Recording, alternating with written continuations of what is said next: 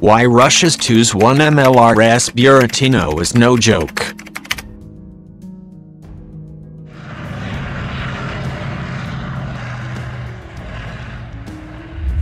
Buratino is a unique Russian self-propelled multiple rocket launcher system, MRLS, that has seen action in global hotspots like Afghanistan, Chechnya, Iraq and Syria.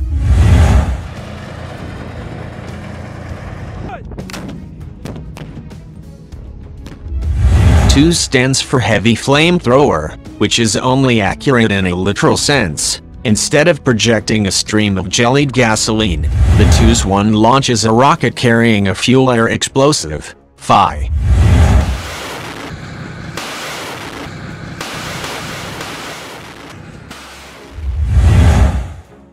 These were first employed by the United States in the Vietnam War because napalm wasn't destructive enough. Napalm munitions disperse a sticky, flaming liquid over a white area.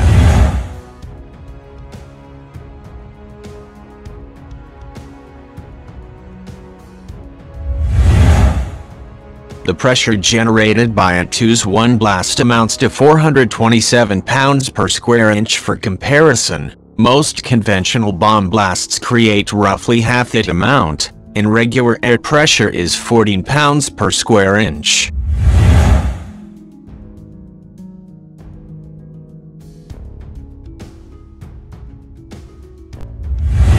The Soviet Union adopted the weapons shortly after the United States did, using them in a border skirmish against the Chinese in 1969, and employing both air-dropped and ground-launched FIs on a large scale in the war in Chechnya.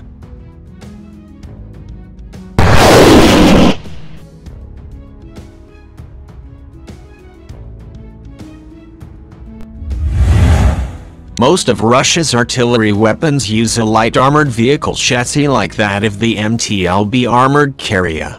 The 46-ton TOS-1, on the other hand, uses the much heavier hull of a T-72 tank.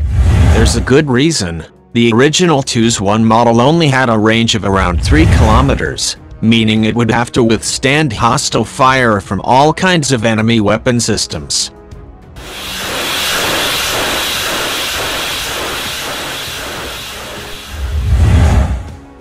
The TOS-1 mounts a launch unit with 3,230mm diameter rocket tubes. The prominence of the launch unit is what earned it the name Buratino, a long-nosed Pinocchio-like character in a children's story. The rockets can be fired individually or ripple-fired en masse in the space of 6 to 12 seconds. The vehicle also mounts a targeting computer and a laser rangefinder.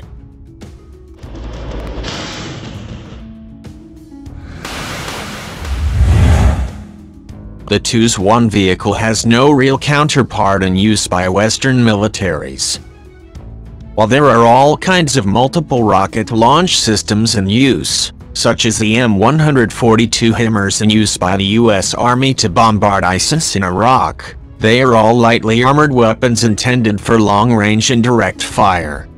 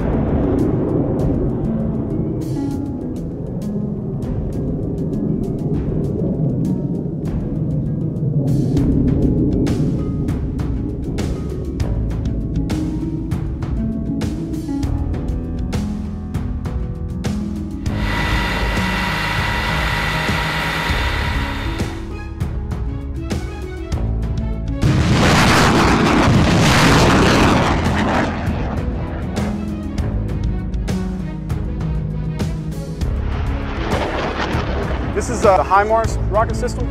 It's kind of a slightly newer version of the MLRS. You know, they had the big 12 pods with the tracks on them. This is just a slightly more mobile system.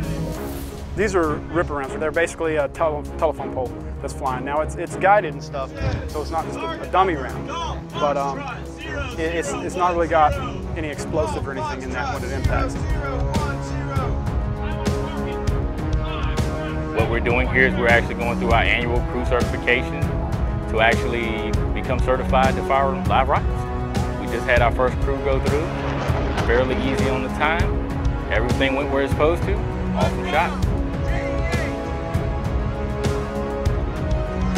For us to do this certifies us to be able to do slightly more advanced training missions and everything else. And this starts to train us at the crew level. Then we go and we're going to train on certain things also at the battery levels and then all the way up to the battalion level. So everybody has to get certified so we get fully certified and operationally ready to be deployed as a HIMARS unit.